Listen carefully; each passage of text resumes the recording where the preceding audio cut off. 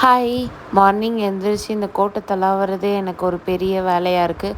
அது இதுன்னு சொல்லிட்டு அந்த உதறிட்டு இருந்தேன். சரி, நம்ம ஒரு குட்டி டைரி வச்சுருக்கோமே, அதில் என்ன தான் எழுதி வச்சுருக்கோம் அப்படின்னு சொல்லிட்டு காலையிலேயே எந்திரிச்சு பரபரன்னு அதை ரிவ்யூ பண்ணி பார்த்துட்டு இருந்தேன். மார்னிங் போகிறப்ப ஏதாவது ஒரு ஸ்வீட்டில் தான் நான் ஸ்டார்ட் பண்ணுவேன். அப்போ தான் அந்த டே ஃபுல்லாக செம்ம பாசிட்டிவாக போகும் அப்படின்னு எனக்கு ஒரு நம்பிக்கை.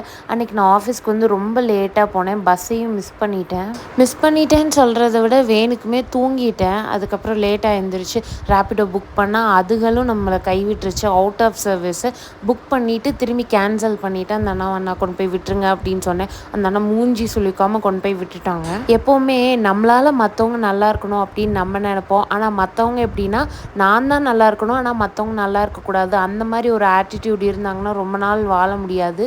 என்னை பொறுத்த வரைக்கும் நான் எதுலேயுமே பொறாமையே பட மாட்டேன். அதனால ஆட்டோமேட்டிக்காக என்னை தேடி வர்றது என்னை தேடி வந்துடும். Okay, by.